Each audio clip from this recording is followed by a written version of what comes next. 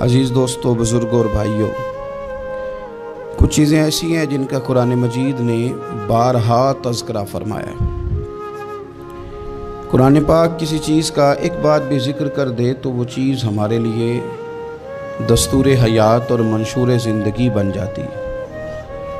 لیکن اگر اللہ تبارک و تعالیٰ کسی چیز کا بار بار تذکرہ فرمائے تو معنی یہ ہے کہ اس کی ہمیں بہت ہی زیادہ ضرورت ہے۔ ان چیزوں میں سے ایک چیز صبر ہے۔ قرآن پاک نے 100 سے زیادہ مرتبہ صبر کا تذکرہ فرمایا۔ اتنی بڑی بات کو سمجھیے گا کہ 100 سے زیادہ مرتبہ قرآن پاک نے تذکرہ کیا ہے صبر کا، اور مختلف انداز میں۔ کہیں فرمایا کہ وَبَشِّرِ الصَّابِرِينَ، اے محبوب صبر کرنے والوں کو خوشخبری سنا دیجیے۔ کہیں فرمایا اِنَّ اللَّهَ مَعَ الصَّابِرِينَ، بے شک اللہ صبر کرنے والوں کے ساتھ۔ تو مختلف انداز میں، مختلف طریقوں سے اللہ تعالیٰ نے صبر کا تذکرہ فرمایا۔ سوسائٹی کے اندر، معاشرے کے اندر اور مسلمانوں کے اخلاقی رویوں کے اندر اگر صبر کو داخل کر لیا جائے تو ہم محسوس کریں گے کہ ہماری زندگی نہ صرف یہ کہ آسان ہو گئی ہے بلکہ محبتوں والی ہو گئی ہے، چاہتوں والی ہو گئی ہے۔ ہمارے رشتے ایک دوسرے سے ٹوٹ نہیں رہے بلکہ بننا شروع ہو گئے۔ تھوڑا سا صبر بہت ساری چیزوں کو ٹوٹنے سے بچا لیتا ہے۔ قرآن مجید کی جو آیت کریمہ میں نے تلاوت کی، یہ سورہ آل عمران کی آخری آیت ہے۔ اللہ تعالیٰ نے فرمایا یا ایھا الذین آمنوا اصبروا وصابروا، اے ایمان والو صبر کرو، صابر بنو۔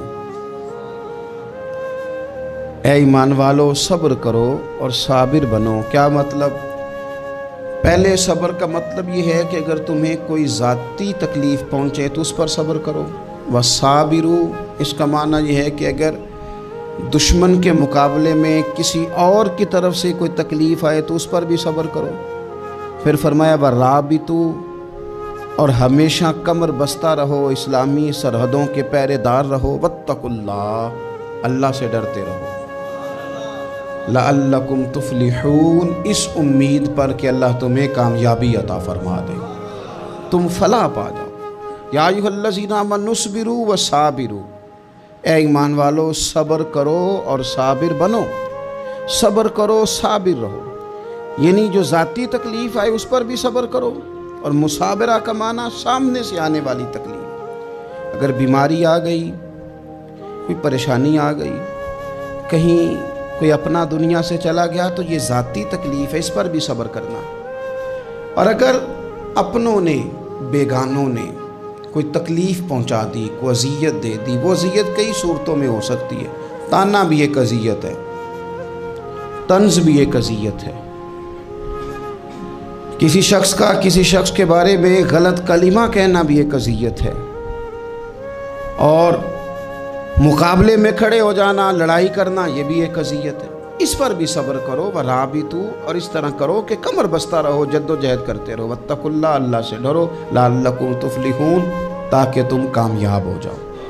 صبر جب آپ کرتے ہیں نا، اور صبر کا ارادہ کرتے ہیں تو اللہ تعالیٰ صبر کی توفیق بھی عطا فرماتا ہے۔ ہم نے یہ دیکھا ہے کہ ہمارے پاس نعمتوں کی کمی نہیں، ہمارے فریزر خوراک سے بھرے ہوئے ہیں، ہمارے دسترخوانوں پہ انواع و اقسام کی چیزیں چنی ہوئی ہیں، ہماری الماریوں میں کئی ہمارے لباس تیار شدہ لٹکے ہوئے ہیں، ہماری جیبوں میں ہماری ضرورت کا سرمایہ اللہ نے ہمیں دے دیا۔ لیکن اس کے باوجود جو لوگ ایک دوسرے سے پیار نہیں کر پا رہے، جو ایک دوسرے کے قریب نہیں جا پا رہے، تو اس کی وجہ یہ ہے کہ صبر نہیں رہا، حوصلہ نہیں رہا، کسی چیز کو برداشت کرنا ہمارے مزاج کا حصہ ہی نہیں رہا۔ اور پھر چونکہ امت مسلمہ نے انقلاب برپا کرنا تھا، دنیا کو پیغام حق دینا تھا، اگر ان کے اندر حوصلہ ہی نہیں ہوگا، اگر انہیں صبر ہی نہیں کرنا آئے گا، استقامت ہی نہیں ہوگی، کہیں رکنا ہی نہیں آئے گا، تو یہ میدانوں کو سر کیسے کریں گے؟ کامیابیاں کیسے ان کا مقدر بنیں گی؟ رمضان المبارک میں بھی ماحول یہ ہو کہ افطاری سے 1 گھنٹہ پہلے نظر پوری ٹک جائے گھڑی پہ، اور تھوڑا سا بھی صبر مشکل ہو. اور رمضان المبارک میں سحری کے وقت میں اگر دہی والی دکان پہ بھی جھگڑا ہی ہو رہا ہو اور شام کو سامان خریدنے میں بھی اگر بحث ہی ہو رہی ہو، تکرار ہو، جھگڑا ہو، تو پھر سیکھا کیا؟ پھر وہ جو ہمیں تربیت دی جا رہی تھی کہ ہم نے صبر کرنا ہے، تو پھر ہم نے اس میں حاصل کیا کیا؟ حدیث پاک سنیں گے آپ کی طبیعت بڑی ٹھنڈی ہوگی. میرے نبی پاک صلی اللہ تعالیٰ علیہ وسلم نے ارشاد فرماتے ہیں کہ جو بندہ سوال سے بچنا چاہے گا، ارادہ کرے گا اللہ میں نے کسی سے نہیں مانگنا، فرمایا جو سوال سے بچنا چاہے گا رب اسے سوال سے بچا لے گا. اور جو لوگوں سے بے نیاز ہونا چاہے گا، کہے گا یا اللہ مجھے دنیا داروں کا محتاج نہ بنا، اپنی بارگاہ سے عطا فرما. جو لوگوں سے بے نیاز ہونا چاہے گا اللہ لوگوں سے بے نیاز کر دے گا. اور فرمایا جو صبر کا ارادہ کرے گا اللہ اسے صبر کی توفیق بھی عطا فرما دے گا. ارادہ تو کرے، پروگرام تو بنائے، توفیق تو اللہ دے گا. جو صبر کا ارادہ کرے گا اللہ صبر کی توفیق بھی عطا کر دے گا. اور حضور صلی اللہ تعالیٰ علیہ وسلم فرمانے لگے یاد رکھو کسی بندے کو جو بہترین تحفہ دیا گیا ہے نا، اگر کسی کو کوئی بہترین عطیہ ملا ہے تو پھر اللہ تعالیٰ نے اسے صبر عطا فرمایا ہے. یہ بہترین تحفہ ہے، اس سے زندگی سنور جاتی ہے، اس سے انسان باوقار اور مطمئن ہو جاتا ہے، اس سے اس کے شب و روز آسانی سے بیتتے، وہ دنیا کی پک ڈنڈیوں سے آسانی سے گزر کے اللہ کی بارگاہ ہے عالی مرتبت میں سرخرو ہو کر حاضر ہو جاتا ہے. لیکن اگر بے حوصلہ ہو، صبر نہ ہو، پھر نقصان روز بروز بڑھتا ہے. اور پھر میرے رسول پاک صلی اللہ تعالیٰ علیہ وسلم ارشاد فرماتے ہیں کہ اصل بات یہ ہے کہ اللہ تعالیٰ نہ کسی بندے کا درجہ بلند کرنے کا ارادہ فرماتا ہے، لیکن اس کے اعمال اس طرح کے نہیں ہوتے کہ اس کا درجہ بلند کیا جائے. اب رب کیا کرتا ہے؟ اللہ تعالیٰ اس کو مال کی، جان کی، اولاد کی کسی مشکل میں ڈال دیتا ہے. اس مصیبت پر وہ بندہ صبر کرتا ہے تو اللہ تعالیٰ اس کا درجہ بلند فرما دیتا ہے. اعمال اس قابل نہیں تھے کہ درجات بلند ہوں، وہ اعمال کی بنیاد پر نہیں کر سکتا تھا تو اللہ نے کسی مشکل میں ڈال کے نہ اپنے فضل سے درجہ بلند کر دیا. اب جو راہ طریقت کا مسافر تھا، جو سلوک کی منازل طے کر رہا تھا، جو اللہ رسول کے قریب جانے چاہ رہا تھا، اس کے لیے کتنی آسانی ہو گئی کہ مجاہدہ تو زیادہ نہ کر سکا، کثرت سے نفلی صوم و صلات کا بندوبست تو نہ کر سکا، تھوڑا سا صبر کیا، رب نے اپنا اور اپنے محبوب کا قرب عطا فرما دیا. تو یہ تو آپ صبر کرنے کے لیے جب نکلے ہیں تو آپ نے تو رب رسول کو پا لیا. یہ صبر تو وہ والا سفر ہے جس کی جو منزل ہے وہ اللہ رسول کا قرب ہے. ہم لوگ تھوڑی تھوڑی باتوں میں حوصلہ ہار جاتے ہیں، صبر چھوڑ جاتے ہیں، پریشانی بڑھ جاتی ہے. پتہ نہیں ایسے محسوس ہوتا ہے کہ جیسے یہی بندہ دنیا کا سب سے دکھی بندہ ہے. تو ایک تو یہ کہ ذاتی حیثیت سے صبر کرے، ایک یہ کہ پھر دشمن کا جب مقابلہ ہو، آمن نصبرو و صابرو، آپ کا جب مقابلہ سامنے کسی کے ساتھ ہو تو پھر تیر، تلواریں، اسلحہ، بندوقیں یہ نہیں زیادہ لڑتی. میدانوں میں حوصلے لڑتے ہیں، میدانوں میں صبر لڑتا ہے، میدانوں کے اندر توانائیاں لڑتی ہیں. میدان کربلا کے اندر کوئی مقابلہ نہیں تھا تیر کا تیر کے ساتھ، تلوار کا تلوار کے ساتھ کوئی مقابلہ نہیں تھا. میدان کربلا کے اندر ظلم کا صبر سے مقابلہ تھا.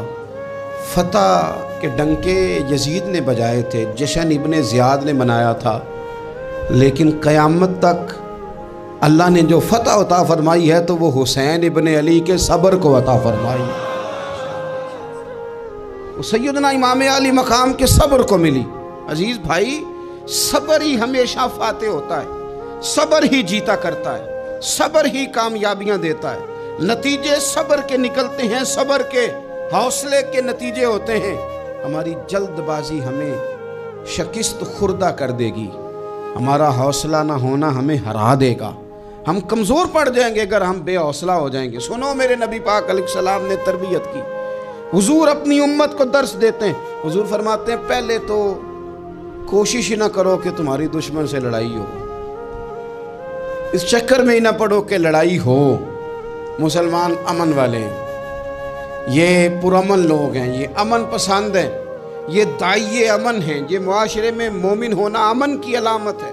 فرمایا پہلے تو یہ پروگرام ہی نہ بناؤ کہ تمہاری لڑائی ہو، اور فرمایا پھر اگر ہو جائے نا تو پھر صبر کے ساتھ مقابلہ کرو، پھر ڈٹ کے مقابلہ کرو، اور پھر یاد رکھو کہ یہ جو جنت ہے یہ تلواروں کے سائے میں ہے، جنت تلواروں کے سائے میں تمہیں ملے گی۔ پھر ڈٹنا سیکھو۔ پہلے تو بات یہ کہ تم یہ ارادہ ہی نہ کرو لڑائی، اور اگر کبھی ہو جائے وہ لوگوں کو بتاؤ کہ ہیں ہم پرامن لوگ، پر دین کے لیے کھڑا ہونا ہو تو پھر ہم سے زیادہ کسی کو کھڑا بھی نہیں ہونا آتا، پھر ہم سے زیادہ کسی کے پاس طاقت بھی نہیں۔ حضرت مولا علی شیر خدا رضی اللہ تعالیٰ عنہ کے زمانے میں کفر کے ساتھ ایک جنگ ہو رہی تھی، تو کافروں نے نا جاسوس بھیجے کہ یار پتہ تو کرو مسلمانوں کی تیاری کس طرح کی ہے۔ تو جاسوس واپس جا کے کہنے لگا سمجھ کوئی نہیں آئی ان کی، وہ تو راہب قسم کے لوگ ہیں، صوفی قسم کے لوگ ہیں، وہ تو کٹے ہوئے ہیں دنیا سے، مسلوں پہ بیٹھ جاتے ہیں، رات کو تو لگتا ہے دنیا سے تعلق ہی کوئی نہیں، لیکن سویرے اٹھ کے میدان میں تلوار لے کے نکلتے ہیں تو لگتا ہے ان سے بڑا مجاہد ہی کوئی نہیں۔ یہ عجیب لوگ ہیں کہ رات کو مسلح پہ بیٹھے ہیں تو لگتا ہے کٹ گئے دنیا، یہ صوفی لوگ ہیں، درویش ہیں۔ یہی مسلمان کی شان ہے، ہو ہلکا یاراں تو برے شم کی طرح نرم، رزم حق و باطل ہو تو فولاد ہے مومن، ادھر آ ستمگر ہنر آزمائے تو تیر آزما، ہم جگر آزمائے، ہم تجھے اپنا حوصلہ بتاتے ہیں کتنا، دیکھ ہمارے حوصلے سے ٹکرا کے دیکھ یہ کتنا طاقتور اور مضبوط ہے۔ تو عزیز بھائی، اگر زندگی میں آپ کو صبر کرنا آ گیا، میں بڑے دنوں سے یہ عنوانات بیان کر رہا ہوں، اور آج تو خصوصی طور پر رمضان شریف کے اس جمعے میں اپیل کرنا چاہتا ہوں آپ سے کہ کمزور باتیں کرنی چھوڑ دیں، مایوسی کے جملے اپنی زندگی سے نکال دیں۔ ہم مسلمان ہیں، آپ بیمار ہو گئے ہیں تو یہ بھی خدا کا فضل ہے، گناہ معاف ہوں گے۔ اگر اللہ تعالیٰ نے فقیر بنا دیا، غریبی آ گئی ہے تو یہ بھی فضل ہے، امیروں سے پہلے جنت میں جائیں گے۔ اگر اللہ تبارک و تعالیٰ نے کسی جگہ آپ کو مکان نہیں دیا اور دوسرے کو دے دیا ہے تو آپ وہ لوگ ہیں جو عظیم سنت ادا کر رہے ہیں سیدنا بلال حبشی کی۔ اگر کسی جگہ کوئی کمزوری آ گئی ہے، کوئی پیچھے رہ گئے ہیں تو یہ خدا کا فضل ہے۔ اللہ تعالیٰ نے چاہا ہمارے لیے جو فیصلہ تو ہم اس پہ راضی ہیں، لیکن اپنی زندگی میں اور شکوے اتنے بڑھا لیے ہم نے، اتنے بڑھا لیے کہ لوگوں سے شکوے کرتے کرتے رب رسول سے بھی شروع کر دیے۔ غلام بھی کبھی شکوہ کرتا ہے، آقا کا بھی شکوہ ہوتا ہے، بندہ بھی کبھی شکوہ کرتا ہے، رب کا بھی شکوہ ہوتا ہے، یہ بھی کبھی ہوتا ہے۔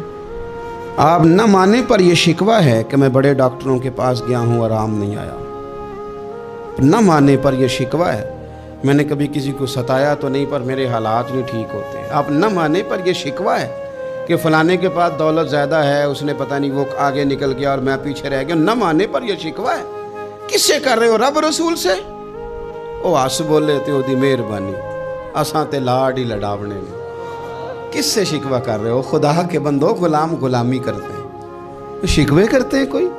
حضرت ام سلمہ رضی اللہ تعالیٰ عنہ، شوہر کا نام ہے ابو سلمہ، بیٹے کا نام ہے سلمہ، کہتی ہیں میں، میرا شوہر، میرا بیٹا، تینوں، چھوٹا بیٹا میرا، ہم نکلے مکہ مکرمہ سے مدینہ طیبہ جانے کے لیے۔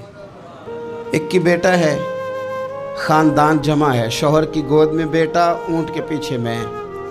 فرماتی ہیں مدینے کی سرحد آ گئی تو میرے میکے والے آ گئے، کہنے لگے ابو سلمہ نہیں لے جانے دیں گے مدینے اپنی بیٹی کو۔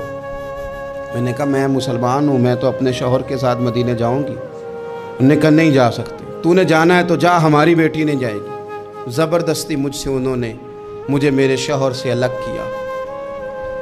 کہتی ہیں پھر میرے شوہر کے قبیلے والے آ گئے، وہ کہنے لگے اگر تم اپنی بیٹی کو نہیں نہ جانے دیتے تو یہ جو ہمارا پوتا ہے یہ ہماری نسل ہے، تمہارا نہیں، اسے ہم نہیں جانے دیں گے۔ وہ بچہ اپنی طرف کھینچتے تھے، میں اپنی طرف کھینچتی تھی، مدینے کی سرحد پہ۔ یہ جھگڑا زمین کے لیے نہیں ہو رہا، مکان کے لیے نہیں ہو رہا، حضور کے مدینے جانے کے لیے ہو رہا، حضور کے مدینے جانے کے لیے ہو رہا، مدینے جانے کے لیے ہو رہا۔ لنگ کئی مہینے تے برس گئے تے تیری دید نو دیدے ہی ترس گئے، उन्होंने बच्चा खींचा, मैंने अपनी तरफ खींचा, मेरे बच्चे का बाजू उतर गया। फरमाती हैं मेरे शौहर मदीने चले गए, बेटा मेरा मेरे ससुराल वाले ले गए, मुझे मेके वाले ले गए। आज भी कुछ सियाने बंदे कहते हैं इसको निकाल दो और बच्चे छीन लो। उनका भी ख्याल था कि बेटा ले जाएंगे ना तो अबू सलमा भी मदीने से वापस आ जाएगा, ये भी वापस आ जाएगा। और यार इतना बड़ा भी जालिम कोई नहीं होगा जो माँ बाप से बच्चे जुदा करे। फरमाती हैं कि वो ले गए छीन के, मैं मेके चली गई। लोग रोटी खाते थे, मेरे हलक से नहीं गुजरती थी। ज़माना सोया करता था, मैं सो नहीं पाती थी। बेटा कहाँ, शौहर कहाँ, मैं कहाँ। उम्मे सलमा कितनी देर तकलीफ़ काटी। जनाब उम्मे सलमा कहने लगी लोगों 1-2 दिन नहीं पूरा साल बीत गया, पूरा साल। पर जे सोना ही मेरे दुख विच राज़, जे सोना ही मारो मारो मैनू मार मुकाओ, मैं कोई उज़र ना पेश ले आवा, और जे सोना ही मेरे दुख विच राज़ी, फिर सुख नू चुल्हे डावा।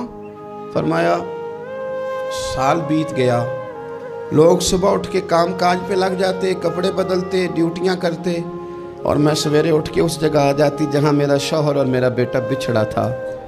मैं सारा दिन रोती, आहुजारी करती, हुजूर के मदीने की तरफ मुंह करके मैं तड़पती।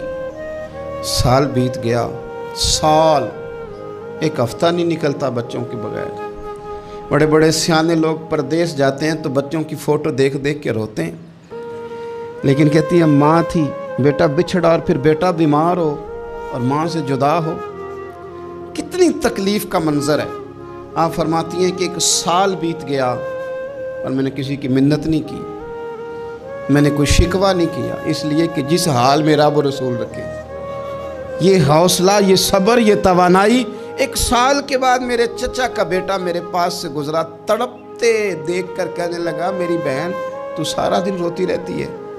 तो मैंने कहा भाई तुम्हें क्या बताऊं, इसका शौहर चला जाए, बेटा जुदा हो जाए, वो क्या करेगी। फरमाते उसने जाके मेरे बाप से, अपने वालिद से, मेरे ख़ानदान वालों से कहा इसकी सज़ा कब ख़त्म होगी। इस गरीबनी का कसूर ये है कि ये मदीने वाले का कलमा पढ़ती है, इसकी गलती ये है कि ये मुसलमान हो गई है, दीन हक कबूल कर लिया, क्यों नहीं तुम ख्याल करते। कहते उनके दिल नरम हुए, वो रजामंद हुए मुझे मदीने जाने। फिर उसने कोशिश की, मेरे ससुराल पैगाम भेजे, कब बस करो, और बच्चा तो चिड़िया का जुदा हो जाए तो वह तड़पा करती है, और तुमने एक जीती जागती माँ का बेटा जुदा किया है। वो भी नरम हुए, रब ने असबाब बनाए, मेरा बेटा मुझे मिला। कहने लगे तू रह जा। मैंने कहा नहीं, तुम मुसलमान नहीं हो, तुम्हें पता नहीं ना, मैं यहाँ नहीं रह सकती, मुझे मदीने ही जाना है। अकेली इतना सफ़र, जंगलों का रास्ता, पहाड़ी रास्ता तय कर लोगी। मैंने कहा मैं कर लूँगी। जिन्हों वेख के ठर दियाँ अखियाँ ने तो जिन्हों वेख के ठर दा सीना है। रब्बा तेरी सारी खुदाई च एक ही ते शहर मदीना है। कहती मैं ऊँट पे बैठी, बेटा मैंने गोद में बिठा लिया, मैं सफ़र करने लगी, पर दिल में खटका था कि इतना लंबा सफ़र, बेटा छोटा है, कैसे करूँगी। कहते मुझे उस्मान बिन तला मिल गए, कहने लगे कहाँ जा रही हो बहन। मैंने कहा मदीने। कहने अकेले जाओगी। मैंने कहा जाना तो है ना, कोई साथ चले न चले पर शहर रसूल तो जाना है ना। आप फरमाती है मैंने उस्मान बिन तलहा से नेक बंदा कोई नहीं देखा, मेरे ऊँट की लगाम थाम ली। जब मुझे ऊँट पे बिठाते थे ना, ऊँट बिठा के चले जाते थे, मैं बैठ जाती थी तो आके लगाम थामते थे। जब कहीं मुझे उतारते थे तो ऊँट बिठा के चले जाते थे, मैं उतर जाती थी तो ऊँट को बांधते थे। सोना होता था तो ऊँट बिठा देते, मैं उतर जाती, वो दूर जाके लेट जाते। फरमाती थी फिर मेरे लिए मेरे रब ने असबाब पैदा किए और मैं मदीना पहुंची। मैं शौहर से मिली और लोगों मेरे नसीब देखो, मैं रहने कहाँ लगी, हुजूर के मदीने में, शहर रसूल में, शहर रह पाए नजर होश में आ, ये कुव्वे नबी है। मैं हुजूर के हरम की ज़मीन और कदम रख के चलना, अरे सर का मौका है ओ जाने वाले, मदीने के खित्ते खुदा तुझको रखे, गरीबों फ़कीरों के ठहराने वाले। कहती है मैं वहाँ बसने लगी। आप फरमाती है मुसलमानों शायद मुझसे ज़्यादा तकलीफ़ किसी ने न सही हो, पर देखो 1 साल पूरा मैं तकलीफ़ में रही, और जब मेरा सब्र साल को पहुँचा, सब्र की उम्र 1 साल हुई, तो फिर रब ने बंदोबस्त किया। پھر میرے گھر والے بھی نرم ہو گئے، سسرال والے بھی نرم ہو گئے، رب نے میرے آنے جانے کے لیے ایک بندے کا بندوبست بھی فرما دیا، پھر میرا شوہر تک بھی میں پہنچ گئی، مجھے مدینہ الرسول بھی نصیب ہوا۔ 1 سال میں نے صبر کیا تھا، رب نے مجھے مستقل مدینے کا ٹھکانہ عطا فرما دیا۔ لیکن جو بندہ صبر ہی نہ کر پائے، جو صبر ہی نہ، جو کہ جی بڑی دور سے آیا ہوں، بڑی دیر ہو گئی، بڑا ٹائم ہو گیا، کب جا کے مسئلہ حل ہوگا، وہ جو آپ نے بتایا تھا وہ تعویذ کب اثر کرے گا، وہ دعا کب قبول ہوگی، وہ فلانا معاملہ کب، بھئی یہ ڈیٹ تو آپ کو رب رسول ہی دے سکتے ہیں، بندہ تو کوئی اطلاع ہی دے گا، پیغام ہی دے گا، دعا ہی کرے گا۔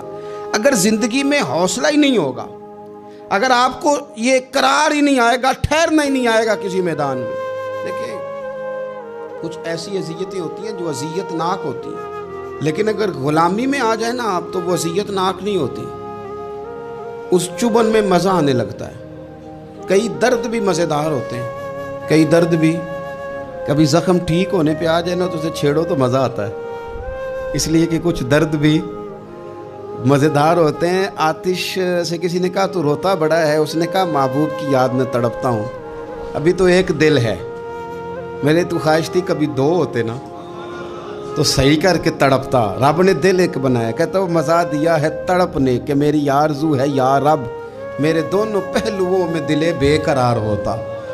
درد میں بھی مزہ ہے، پر شرط یہ ہے کہ لوگ درد میں بھی جینا سیکھیں۔ ہم نہ آرام میں جینا چاہتے ہیں، پنکھے کے نیچے جینا چاہتے ہیں، کاش کہ ہمیں صحرا میں بھی نیند کا مزہ لینے کا طریقہ آئے، پھر زندگی کے سارے راستے آسان ہیں، پھر اقرا بھی مشکل نہیں۔ لیکن چونکہ حوصلہ نہیں، صبر نہیں، وہ والا قرار نہیں جو ایک مسلمان سے رب رسول کا مطالبہ ہے۔ حدیبیہ کے موقع پہ نا نبی پاک صلی اللہ علیہ وسلم نے جو شرطیں کافروں کے ساتھ طے کی تھی نا، حضور نے نور بصیرت سے کی تھی نا، تو انہی شرطوں نے پھر فتح کے باب کھول دیے۔ ان فتحنا لک فتحا مبینا۔ ایک شرط یہ تھی کہ اگر کوئی مسلمان مدینے سے مکے آئے گا تو مکے والے واپس نہیں کریں گے، رکھ لیں گے۔ پھر غور کریں، کوئی مسلمان اگر مدینے سے مکے آئے گا تو مکے والے واپس نہیں کریں گے، اور اگر کوئی بندہ مسلمان اپنے آقا کی مرضی کے بغیر مسلمان ہو جائے اور وہاں سے وہ مدینے آئے گا تو حضور پناہ نہیں دیں گے۔ تو میرے بھائی، محبوب کی طرف سے آنے والا نہ صرف سوکھ ہی نہیں قبول کرنا چاہیے، دکھ بھی قبول کرنا چاہیے، دکھ بھی قبول کرنا چاہیے۔ ہمارا یہ مسئلہ ہے کہ ہم نہ میٹھی میٹھی کے قائل ہیں، کڑوی کڑوی کے قائل نہیں۔ اگر وہ کبھی دکھ دے نا تو محبوب کا دکھ بھی سکھ سمجھ کے قبول کرو۔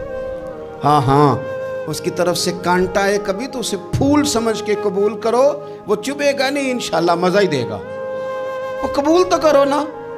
تو اب حضرت ابو بصیر رضی اللہ تعالیٰ عنہ ایک صحابی تھے، ایک تو حضرت ابو جندل رضی اللہ تعالیٰ عنہ تھے نا، تو وہ تو حدیبیہ میں آ گئے، حضور مجھے لے جائیں، تو نبی پاک نے فرمایا میں نے وعدہ کر لیا ہے، ان کو بھی حضور نے واپس بھیج دیا۔